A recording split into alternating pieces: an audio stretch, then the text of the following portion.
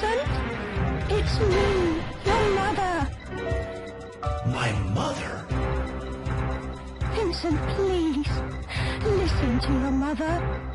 I want you to leave Umbrella. I want you to stop performing those terrible crimes and just come back home. Cold and ruthless are just two words that can be used to describe Vincent Goldman, the commander of Umbrella Corporation's Sheena Island Tyrant Plant. His actions and the subsequent outcomes earned him a spot in this episode. Special thanks to Samuel Herr for suggesting this episode's topic. Welcome to episode 4 of my lore exploration, Morally Dubious Resident Evil Characters, Vincent Goldman. Umbrella Corporation was responsible for the many viruses intended to promote the creation of bioorganic weapons, or BOWs. One such virus was the T-virus, intended to result in the creation of the Tyrant BOW, for whom the virus was named. Many years and a significant amount of manpower were dedicated to the development of the virus and the ability to reliably produce the Tyrant BOW as a result. 1998 proved to be a significant year marked by several events involving BOWs, viral outbreaks, and corporate corruption. Raccoon City served as a location for a significant viral outbreak culminating in the town's sterilization on the 1st of October. The shockwaves of the Raccoon City incident were felt in areas far from the Midwestern town. Sheena Island, an island in Europe, was bought by the Umbrella Corporation for the purposes of research. Employees of the corporation came to live there, a portion of whom became involved in research conducted with the purpose of creating a variant of the Tyrant BOW that was intended to be more ferocious compared to its predecessor.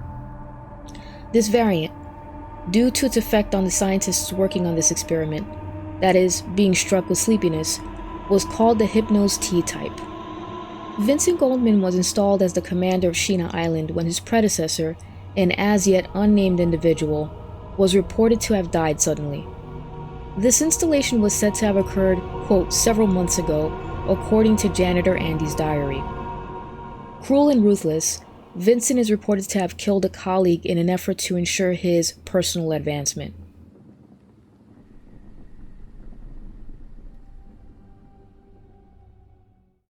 So how was it that Vincent sought to ensure his site was successful in mass producing this Tyrant variant? In the raw material extraction method file, Vincent described that a required step in this process was to inject a substance called beta-heteronon-serotonin into experimental subjects. He also went on to describe how this substance could be most commonly found in the pituitary gland of adolescents between the ages of 16 to 19. Through analysis of medical data, Vincent concluded that the secretion of noradrenaline, typically as a result of stress or fear, was a key step in being able to reliably obtain the beta-heteronon-serotonin. Putting all of these pieces together, adolescents who were deemed raw material would have to be kept alive and in fear of pain and death while their pituitary glands were extracted via surgery in order for the researchers on Sheena Island to successfully obtain the beta-heteronon-serotonin. Adolescents were kidnapped from all over the world and brought to Sheena Island for the purposes of obtaining this compound. Players can come across a diary of one of the captives who had been abducted in the Congo and brought to the island in August of 1998. In the diary's entries, the adolescent documents his efforts to form an organized group from the captives, ultimately describing how the group, divided into two teams, planned to escape on October 10, 1998. Unfortunately, the captives' attempt to escape failed when Vincent hunted down and killed them. Vincent was described as wearing a, quote, cruel smile while shooting the adolescents. The Sheena Island commander showed no concern for the lives which were lost, calling the adolescents raw materials in his diary when describing the events of that day.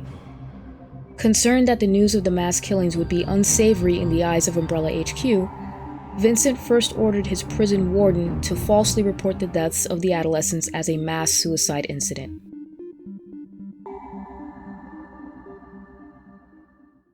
Vincent had shown additional signs of and inclinations towards cruelty even before the incident on October 10th. According to the church manager's diary, on October 7th, Vincent gathered together the individuals who were responsible for each section of the town and informed them of the sterilization of Raccoon City just a few days prior. During this meeting, William Birkin, the creator of the G-Virus heavily featured in Resident Evil 2, was described as having betrayed Umbrella for refusing to hand over his creation to the corporation. Vincent gave the order that any individual who behaved in a similar manner to Birkin should be executed without mercy. News of the truth behind the deaths of the adolescents proved to be too much for some of the town's residents, who sought to expose the cruel commander for his actions on October 10th, as well as his killing of a colleague prior to his assignment at Sheena Island. These residents obtained recordings of information pertaining to these events, weary of, quote, Commander Vincent's tyranny. On November 8, 1998, in his diary, Vincent described growing suspicious of the townspeople when he was first informed by Locke Klein, a young boy who was the son of one of the laboratory chiefs employed at Sheena Island, that a spy had infiltrated the town. Despite this information, Vincent decided to investigate this further before taking action. In his November 19th entry, Vincent documented that he deduced that the townspeople who sought to have him removed spoke, quote, as if they have evidence, end quote, and decided that he would make the townspeople pay. Vincent spread the T-Virus throughout Sheena Island on November 22, 1998, under the guise of an accident in an effort to prevent the inhabitants of the town from revealing the truth of October 10th. He then planned to go to Umbrella HQ to report his successes with the Hypnos T-type tyrant, but not before dealing with the spy who had infiltrated the island. So who was this spy?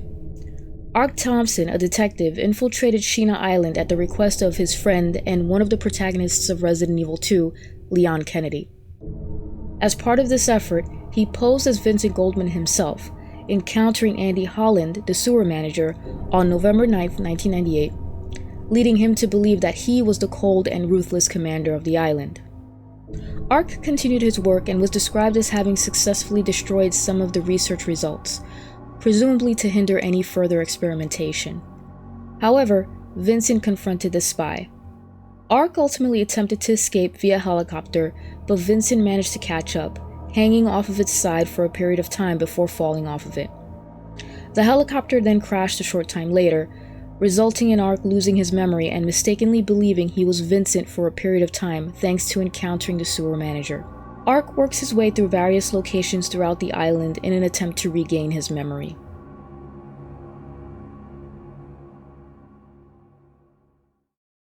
Intriguingly, some of the events of Resident Evil Survivor play out differently depending on how the game is played.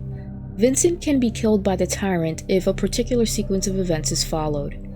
However, players can alternately witness the Tyrant causing the death of Andy, or the leader of a group of trash sweepers, described as artificial beings deployed by Umbrella whose purpose is to eliminate witnesses and completely destroy the island in an effort to conceal the biohazard incident.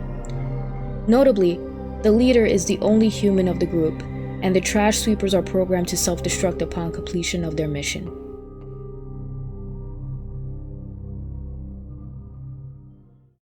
Is Vincent dead? As mentioned previously, Resident Evil Survivor players must achieve certain criteria in order for a scene to play out where Vincent is killed by the Hypnos Tyrant. However, players could alternately see the death of the Trash Sweeper Unit Commander or Andy if the aforementioned criteria are not met. Is Vincent alive in these latter alternatives? Capcom would have to confirm which of the outcomes is canon, and if there was a probability that Vincent survived if either Andy or the unit commander's death by the Tyrant turns out to be canon. How did Vincent's predecessor die, and was Vincent involved? I wasn't able to find a resource outlining the specifics of the predecessor's death or whether Vincent had some involvement as part of an effort to rise up the ranks in the Umbrella Corporation. However, his possible involvement in the predecessor's death would be consistent with his other known actions. Biohazard Gun Survivor Official Guidebook does confirm that Vincent killed a colleague of his for the sake of personal advancement, so killing the previous commander of Sheena Island is not outside of the realm of possibility for this character. What happened to Ark Thompson? As mentioned previously, Ark first comes to after his helicopter crashes, having no memory of who he is. He progresses through various areas encountering other individuals and, as mentioned previously, first comes to the conclusion that he is the evil Commander Vincent thanks to an encounter with Andy. Some of the other individuals Ark encounters along the way include Lot and Lily Klein, siblings and the children of a laboratory chief employed on Sheena Island.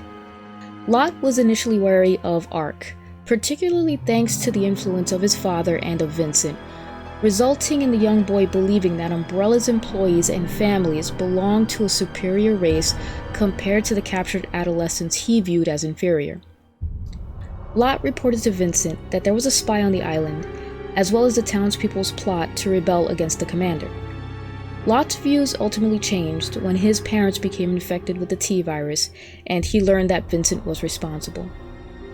Lot would ultimately be the individual to reveal to Ark his true identity. Ark was last seen at the end of Resident Evil Survivor escaping the island via a helicopter with Lot and Lily Klein as the island self-destructs. There is always a possibility that Ark may make a return in a future entry of the series or some other canon media. Have I missed an interesting fact about Vincent Goldman? Please leave a comment. If you've made it this far, I want to thank you for watching. Please hit that like button and subscribe to be notified when the next episode of this series is uploaded. We can also hang out and chat further about this and other Resident Evil topics in my Discord. The link is in the description below. If you want to hang out with me on my Twitch stream, I'm live every Tuesday and Friday at 9 p.m. Eastern. As I mentioned earlier in this series, I've referred to the original versions of in-game files, relying on resources such as projectumbrella.net for their translations in order to avoid any localization errors. I want to thank Samuel Herr once again for suggesting the topic for this episode. Catch you guys next time.